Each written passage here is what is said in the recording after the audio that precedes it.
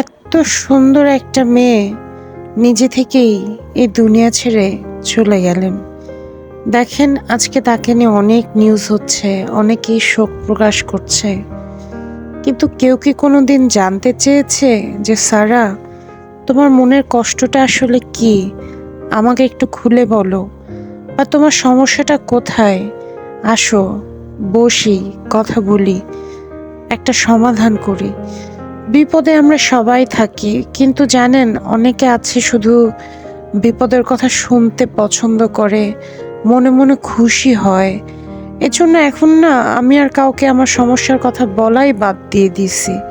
কারণ কথাগুলো বললে দেখা যায় আমি যখন কষ্টে থাকি এটা শোনার পর অনেকে মনে মনে অনেক খুশি হয়।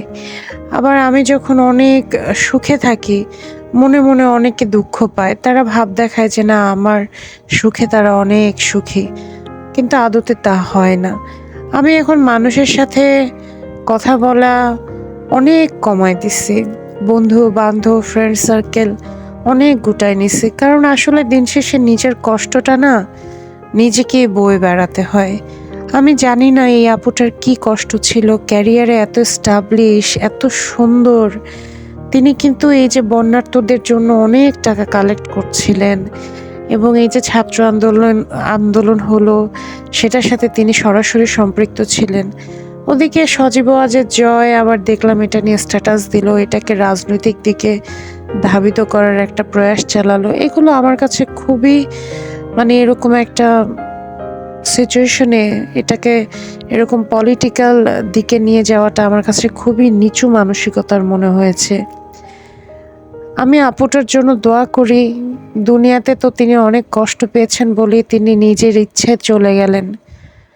আমি সবাইকে শুধু একটাই কথা বলবো, আমি আমার নিজের জীবন দিয়ে একটা জিনিস দেখেছি, যে আপনি যদি সৃষ্টিকর্তার উপরে, আল্লাহর উপরে আপনি যদি ভরসা করেন, পৃথিবীতে অনেক কিছু অনেক সহজ হয়ে যাবে।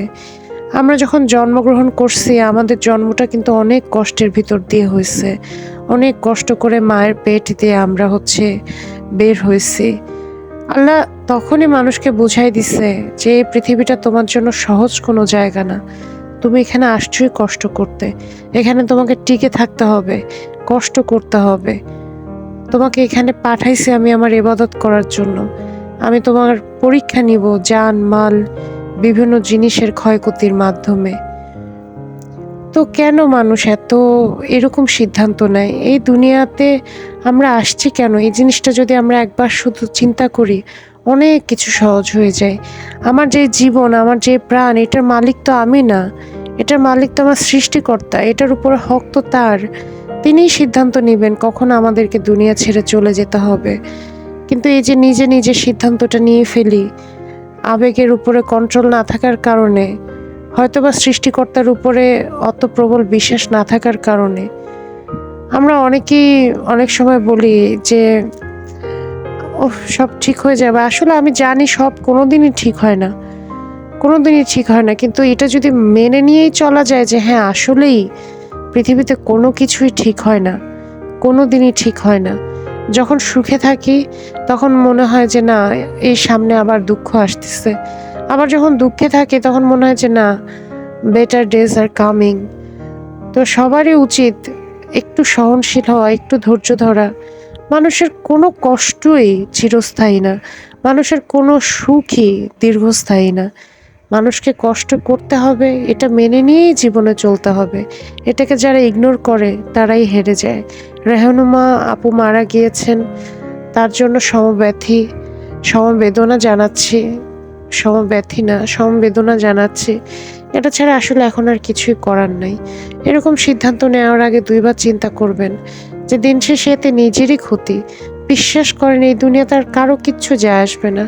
হ্যাঁ, হয়তো সন্তানের যায় আসবে, বাবা মায়ের যায় আসবে, ভাই বোন, এগুলো খুবই সাময়িক, একদিন এদের এই কষ্টটা কেটে যায়।